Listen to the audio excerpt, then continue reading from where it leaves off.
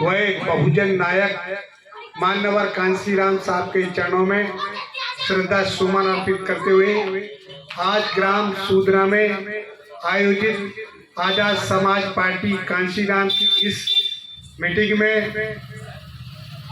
हमारे साथ चल करके आए जनपद हापुड़ के सम्मानित जिलाध्यक्ष आदरणीय सुनील मंत्री जी, जनपद के जिले के प्रभारी आदरणीय सचिन नीम जी, वह आज के इस प्रोग्राम को कराने वाले हमारे उमेश शंकर सार्जन जो गांव के हमारे इस प्रोग्राम के संयोजक हैं, और इस ग्राम के सभी बुजुर्गों, दोस्तों, नौजवान साथियों, आजाद समाज पार्टी क्या चाहती है। साथियों, इस देश के अंतर्गत सदियों से दलित, आदिवासी, पिछड़ों, मुसलमानों पर जो लंबे अरसे से जुल्म और अत्याचार ढाया गया है और छुआछात इस देश के अंतर्गत रहा है, जिन हमारे महापुरुषों ने जैसे संत रविदास जी, संत कबीरदास जी, भगवान गौतम बुद्ध, संत गाडगे, छत्रपति साहू जी महाराज, रामा स्वामी नायकर, महात्मा ज्योतिराव फूले,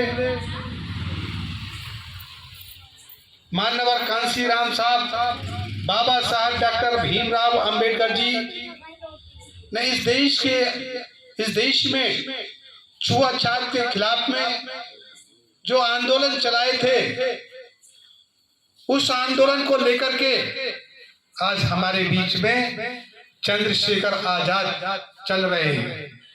साथियों, ये बात मैं कहने के लिए आया हूं, कुछ हमारे ही साथी हैं जो इस बात को लोगों के बीच में लोगों को बहकाने का काम करते हैं कि चंद्रशेखर आजाद जी को आजाद समाज पार्टी नहीं बनानी चाहिए थी, जब ऑलरेडी पहले से बहुजन समाज पार्टी है।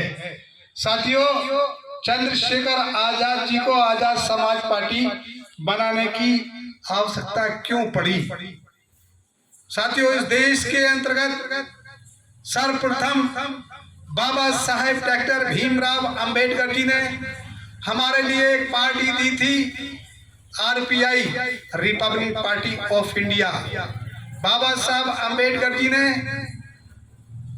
आरपीआई बनाई और आरपीआई के माध्यम से भारत के अंदर चुनाव हुआ। 1967 में पार्टी को उत्तर प्रदेश में 67 विधायक चुन करके आए और पूरे उत्तर भारत के अंदर बाबा साहब अंबेडकर जी की पार्टी आरपीआई बड़े पैमाने पर आगे बढ़ी और राष्ट्रीय स्तर की मान्यता मिली और हाथी का चुनाव चिन्ह मिला। लेकिन साथियों, 1977 आते आते पार्टी 12 टुकड़ों में बट गई, पार्टी का हाथी का चुनाव चिन्ह छिन गया, पार्टी की राष्ट्रीय मान्यता समाप्त हो गई।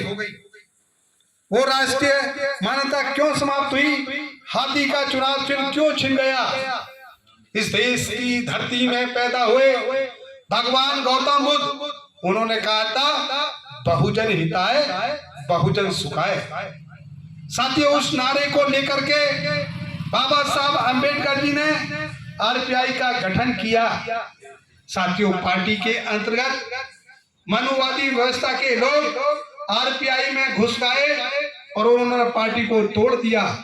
पार्टी के 12 टुकड़ों में पार्टी बढ़ गई और हाथी का चुनाव चिन्ह छिन गया, राष्ट्रीय स्तर की मान्यता समाप्त हो गई। इस बीच साथियों, इस बीच बहुजन नायक मान्यवर कांशीराम साहब सामाजिक आंदोलन चलाते थे। जब उन्हें राजनीतिक पार्टी बनाने की आवश्यकता पड़ी तो उन्होंने सोचा क्यों ना मैं बाबा साहब अंबेडकर जी की पार्टी में काम करूं। उन्होंने 8 वर्ष तक काम किया एक नेता को मना के लेकर आए तो दूसरा नेता चला जाए, दूसरे को मना के लेकर आए तो तीसरा रूठ के भाग जाए। कहावत ऐसी हो गई कि एक तराजू में मेंढकों को नहीं तोला जा सकता। तब मान्यवर कांसी राम साहब ने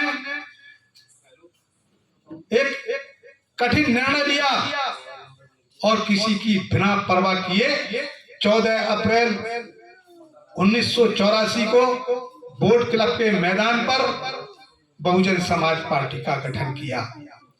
साथियों, जब बहुजन समाज पार्टी का गठन मान्यवर कांसी राम साहब ने किया तो इसी समाज के लोग जो आरपीआई से जुड़े थे वो लोग क्या कहते थे, मान्यवर कांसी राम तो बाबा साहब अंबेडकर जी को मिशन को समाप्त करने के लिए आगे हैं, ये तो कांग्रेस के छोड़े हुए एजेंट हैं, ये तो दलाल हैं। कोई आईएसआई का एजेंट कहता था, कोई कहता था इनको जो सहायता मिल रही है वो हाजी मस्तान कर रहे हैं।